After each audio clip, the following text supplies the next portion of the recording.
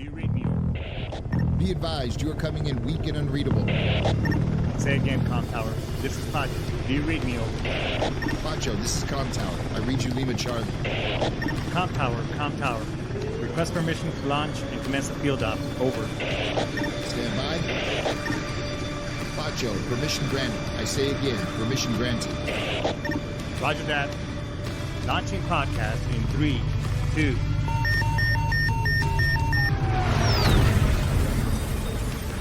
You are now entering the field op with your host, Pacho Correa, Chief Warrant Officer 3, United States Marine Corps retired. Get some. Hurrah!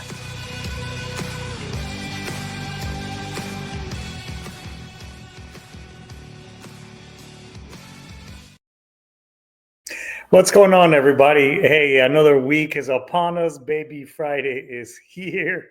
Friday night's Eve, but goddamn, is almost the weekend. Hey, this show, we're kind of mobile for the next couple of weeks. Had a little bit of it isn't a situation. It's just that my daughter happened to have surgery, so I'm here taking care of her over the next couple of weeks, doing the dad thing. Although she's been way too mobile more for my own good taste, but nonetheless, let's do the do. So let's get all the pleasantries out of the way. So as you know, this show is brought to you by the great folks of the VA. And at the VA, the system is not perfect. However, it is the only one we have, and you have a lot of good benefits, and the system is getting better. There's a lot of good things coming down the pipeline as far as benefiting veterans. So let's see what it has in store over the next couple of months. I know we're going through some changes, but nonetheless, keep submitting your claims because these are there for you and to help you at the end of the day. So if you need help with your claims and how to navigate the process, you can reach out right here to us at the show.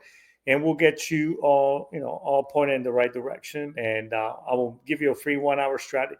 Actually, it's not even free. I mean, I'll give you an hour, a free hour strategy session of my time to make sure that you're good to go and taken care of. All right.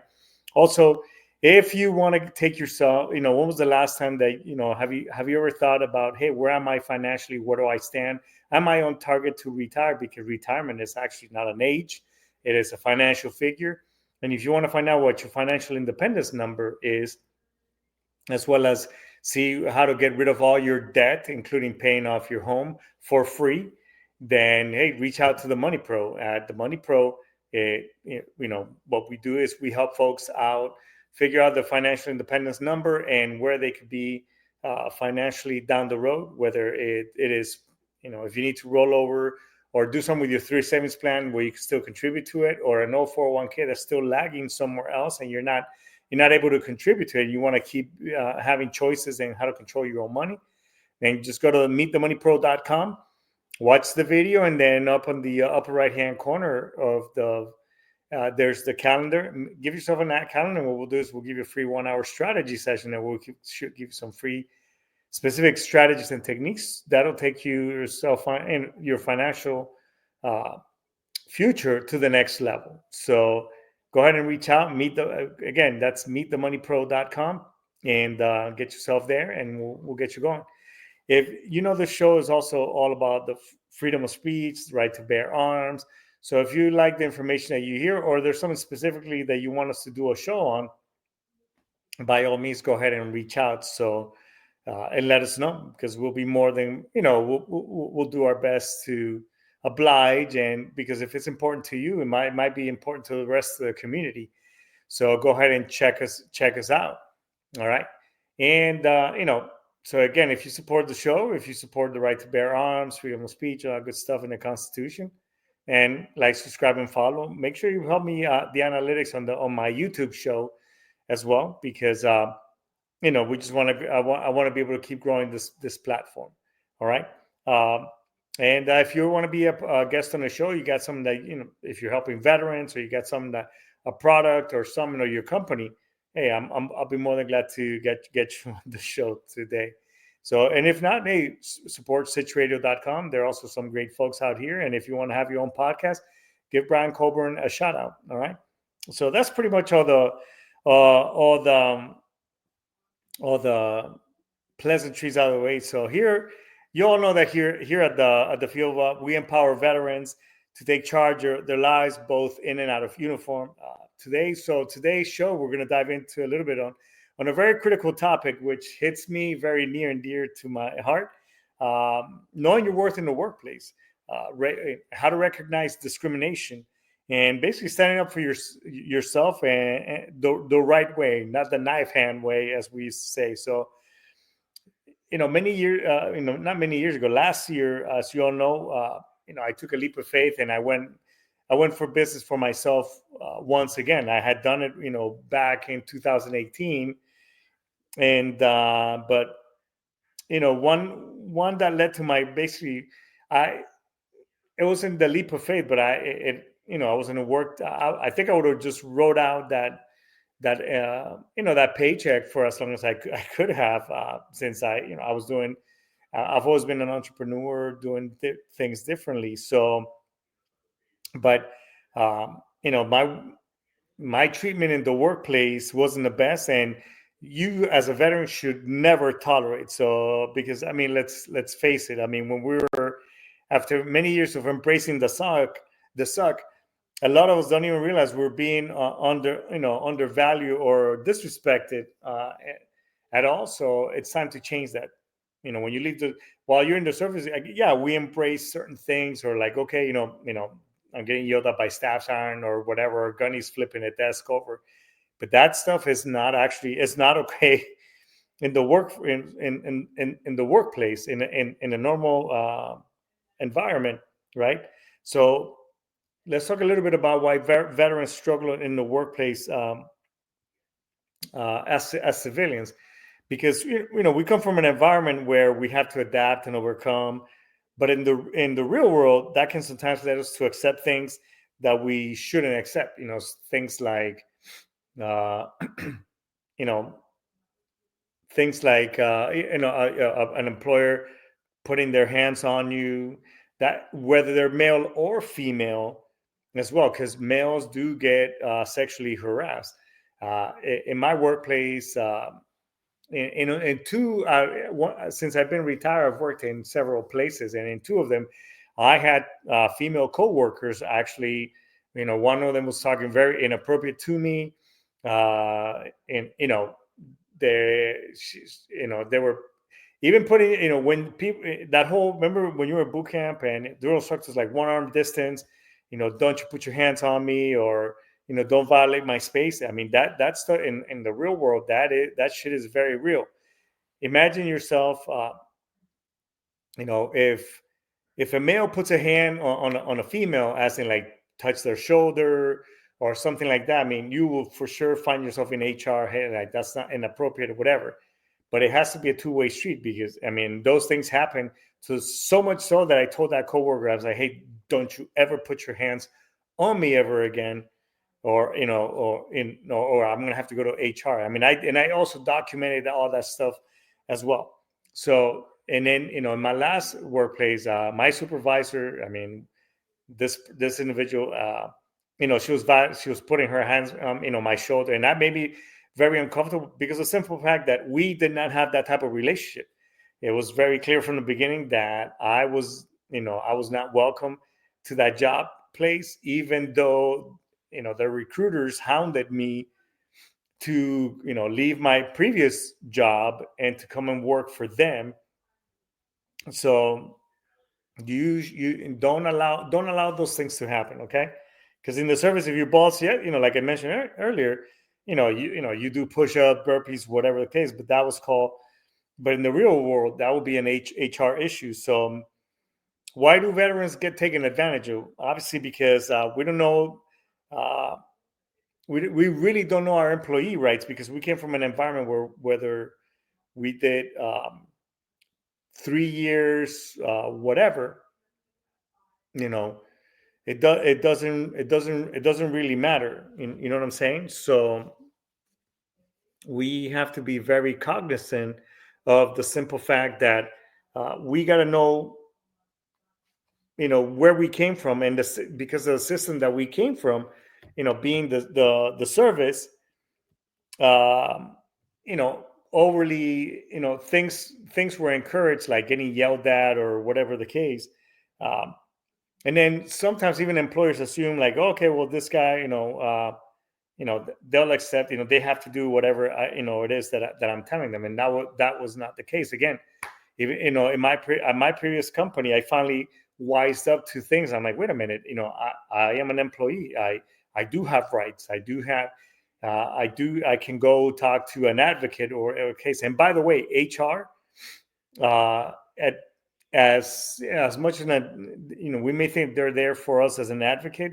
I mean, essentially, they're there to protect the company. Period. So make sure that you document everything and know when you start seeing the signs. If your boss is gaslighting you, giving you mundane projects, or overly questioning your work. Now, if you're half-assing it on purpose, and some things may be warranted. But if you feel like, hey, this shit ain't right, then you want to document all that stuff and make sure that you are making sure that that you start advocating for yourself and get all that stuff documented. Save all the emails, save all that stuff, because again, you don't want to be put in a situation where you're basically, your rights are being taken advantage of, if that makes sense. Okay. I think I might be having technical issues right now with my podcast here. So I know it keeps clicking in and out. So hopefully, folks, who this stuff doesn't really keep freezing over.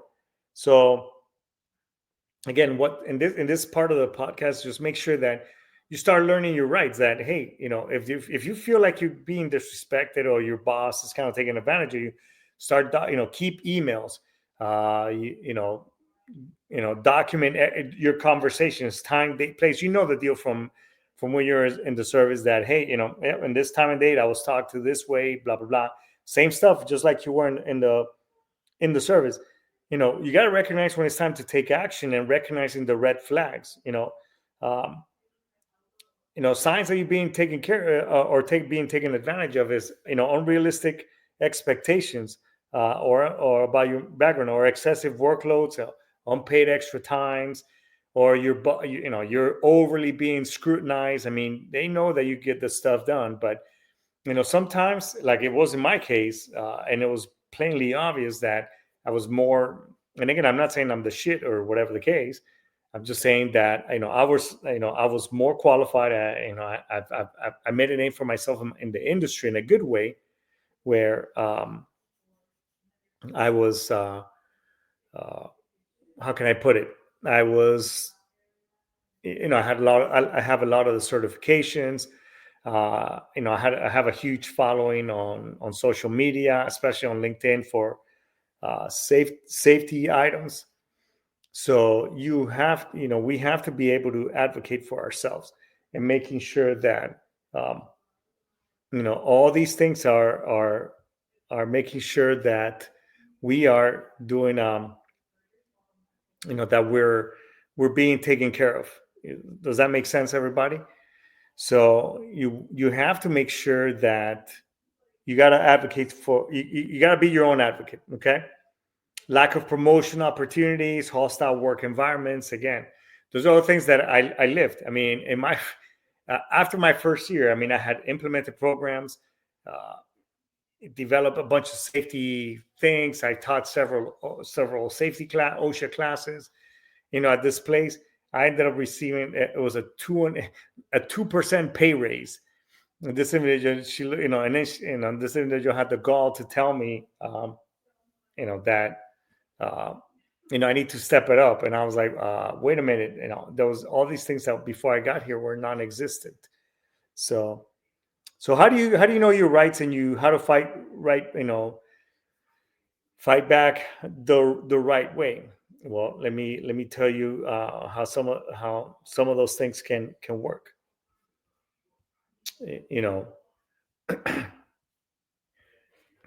Well, there are ways that there are laws that protect veterans in the workplace. The Uniform Service Employment and Reemployment Rights Act, USERRA, is one of them. Okay, that is one way that we can protect ourselves. Um, in let's see what Joyce has to say. She was when I was 16, I started taking vacation. Even with the medicine, I have some process treatment. Okay, this is bullshit right here. So somebody must have. Am I certain that have been used? Okay, well, anyways, so the American Disability ADA for service-connected conditions. So again, if you got to go see the doctor, PTSD, all those different things. So make sure that you're letting them know, hey, I have these doctor's appointments. You can also file for FMLA. I think it's a Family Medical Leave Act. So at the beginning of each year, I would fill out an FMLA for my medical, for my PTSD and stuff. That means that if you need to do certain things to, like go to the doctor, go see, your counseling, whatever, all those things, FMLA will cover you without impacting your pay time off or your sick time. Okay. And the Equal Opportunity EEO, protection against discrimination. So, these are things that you can advocate for yourself and make sure that you got to know your rights. So always have HR involved. If you feel like you're being gaslighted or say, or they're questioning all that stuff, you don't have to bring a doctor's notice. That is against HIPAA violations or what type of treatment. It helps tell your doctor, hey, I need a doctor's note to make sure that all that stuff is in the system. Like basically, hey, so and so is sick. They need how many days off. So get all that stuff off, or that they were here. But you want to document as Dan just said. So things that just because you're tough enough to take it doesn't mean that you really have to. I mean that whole thing doesn't work. So here's some things that you can document if you feel like you're being obviously you want to document, like Dan said, emails, conversations, job expectations. Make sure that you get, just like you were in the service, you were given a job description in that talk with your OIC, your platoon sergeant, and all those folks. Same thing in the civilian world. You need to get that, because that will tell them, that outlines basically the good, what's the expectation for this job. If you don't get that, request that, and then you sign it, because you can always, it works two ways. They can hold that against you, and you can hold that against them, because anything outside of that shit in the civilian, in the civilian world, you can, hey, not my job, right? File formal complaints through HR and again, that I highly recommend. And then if they have an ethics department, get ethics involved as well. You want to make sure that all these things are in the system, because if it ain't on paper, it never happened. Luckily at that, Raytheon, Collins, Pratt Whitney, they all have those sections. Get them involved. Have those people earn their keep, because they're there for you as well. Because no company wants a lawsuit, and if you need to take legal action through, the EEOC or the Department of Labor, make that happen. Don't be afraid of doing that. A lot of people are afraid. Like when I took FMLA, they're like, "Oh, why did you do that?" I was like, "One, it's my right as somebody who has a medical condition. I need to take advantage of that. Again, I don't want it to impact my hours, so I took advantage of that. If you have a service dog, get that service dog to go with you to work. Okay, I did that with my dog, and I had a medical letter and everything from my doctor, and my service dog went with me to work. You can see my photos of my service dog and or Taps. You guys have seen it right here on the show. Taps has been to work. He used to go to work with me all the time. He used to help me. Man, it was such a relief to have him there, because man, there were so many times, and his purpose is to obviously keep me sane and shit. Um, and it really helped a lot because again, I was in a really toxic work environment. Um, so just think of it like an operator, gather intelligence, make a plan, execute with precision. Again, SMEAC, situation, mission, execution, admin, and commanding signal. So all that good stuff, right? That's right. And just like Dan said, HR is there to protect the company. They're not, 100%. They're not your, they're not your friend. All right, folks. So, so here's some lessons learned that I did, that obviously from my own experience, and things that you can apply. So you gotta know your worth, and that is non-negotiable. Okay. uh, we bring a lot of amazing good things to the work environment. We bring leadership, we bring discipline, we are problem solvers, we're mission oriented. Hey, it's all about the mission. It's all about making, I mean, that's more worth than we often, give ourselves credit for. And if you were a water walker, in the service, whether you were there 4 years, 8, 10, or retiree, I mean, especially, again, nothing against my first, second, third term but I mean, even if you did 20 plus years, or you almost retired and you got out because of whatever reason, I mean, shit, you put up with a lot of crap in the service. I mean, that sets you apart from your civilian counterparts.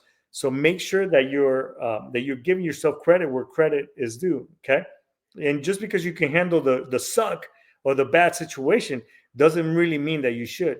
I used to say that, in the safety industry, especially in construction, is like, oh, breathing cement, dust, or or excessive noise or whatever, that's part of the job. Losing my hearing or breathing issues, no, it really isn't, folks. So same thing, an environment where it's not conducive to you, where you're having anxiety, having to go to work, and you're just dreading the day. I get it. Some days we have bad days in the sense that it sucks. But if you just dread your, having to interact with your manager, or um, the, somebody at work, or somebody that's above you in the sense of, in charge of you or whatever, they're like in a commanding position. You don't got to take that shit from them. Okay.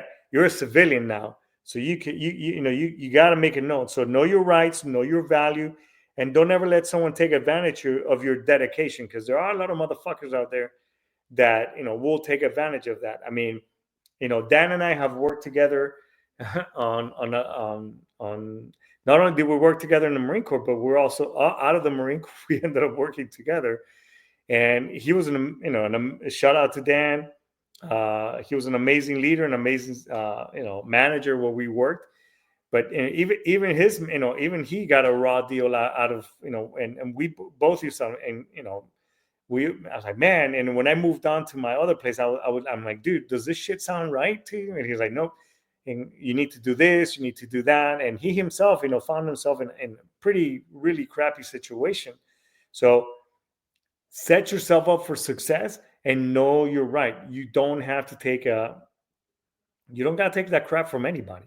I mean, so get all those things involved. I mean, I even thought about calling OSHA at my site because of and a lot of companies think that just because they have their own safety departments or sections, that, oh yeah, because of this we can waiver all these other shit. Or no, the law is the law.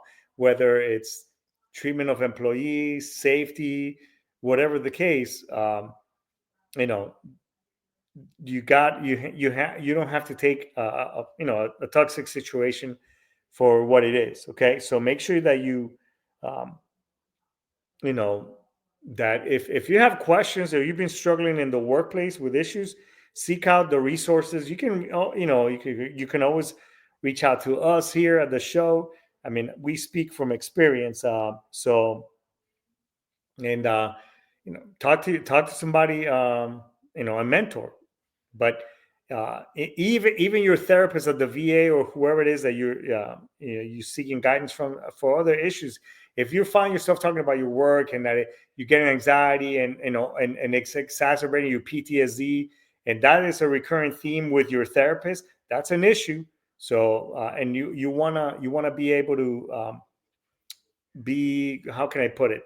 You want to be able to you know how to advocate for yourself, or you need or you have questions. You can actually reach out to the show, and I'll be more than glad to walk you through all those things. So I'm just kind of looking over my show notes because I thought this was really important. As a matter of fact, if you want to see, so what I did after I quit, after I was getting ready to quit, I finally said, you know what, I'm pretty much done. I wrote a 3-page letter in a very, very tactful manner, and but I copied HR, ethics, the site director, and that supervisor as well. I mean, when you have two solid employees, and it was, I left, and then a week later, another fellow employee, a female, left. So it's not just now. It wasn't just a dude, a male, just kind of complain about, his female boss, whatever. Because I don't care. I've worked for both male, female commanding officers. I mean, they've been great. That wasn't the issue. It was my treatment, as well as the bad situation. A week later, this person that left, I mean, she was a solid safety professional. I mean, and this girl could have been. I mean, I was trying to recruit her into the Marine Corps. So I'm like, you need to be leading Marines. You need to be out there making stuff. And as a matter of her fiance has been on the show. He's a police officer and a prior active duty Marine as well. I mean, this chick was. I mean, she could do 20 pull-ups. That's how core this young lady is. So, she left the following week too. So, I mean, that was solid proof right there. And I wrote this 3-page letter, basically, in a very tactful manner, telling this individual that, hey, you're not a leader. You're just, you just right now somebody, that's, sitting on this chair, breathing air and wasting time. So, but don't be afraid to, uh, uh, advocate for yourself. And regardless of who they are, don't have them think because you were a friggin' badass in the military, you led people, you were if you were in combat, I mean, you did shit, you send rounds down range, and these people are, they think that just because we give them the respect, on the chair that they sit, because that's what we do. People think that, oh, they see that for weakness when when they don't know that you were a bad motherfucker in the service. You know what I'm saying? So I think it's a good place to stop as well. I'm just kind of wrapping up the show. So stay strong, stay informed, and most importantly, stay true to your worth. And hey, look, if you've been ruminating about things things from the past, maybe your shitty job situation is just kind of putting you in that dark hole, reach out to the show, reach out to us right here, and let us talk to you. Let me talk to you off of that ledge. And by the way, if you're looking for a job and if you're looking to do something that you can do from anywhere in the world, I'm here with my daughter. You want to have your own job, your own platform, shit, reach out to me. I mean, we're hiring. We're always looking for amazing people that want to work remotely. And or if you just want to do some part-time where you can make an extra $1,000, $2,000, $3,000, well, shit, here's the opportunity for you. But don't go in that dark place, man. Hit me up, let me talk to you. So with that being said, I think this is a pretty good place to stop, everybody. Well, what do you think? So put your comments on the show. Let me know, and hey, hit me up if you want if you want to do something from anywhere in the world. I mean, I got you. All right. So with that being said, everybody, I'm gonna go ahead and sign off. Aistamas, Daisuki. Here we go. We'll see you next week, everybody. Take care.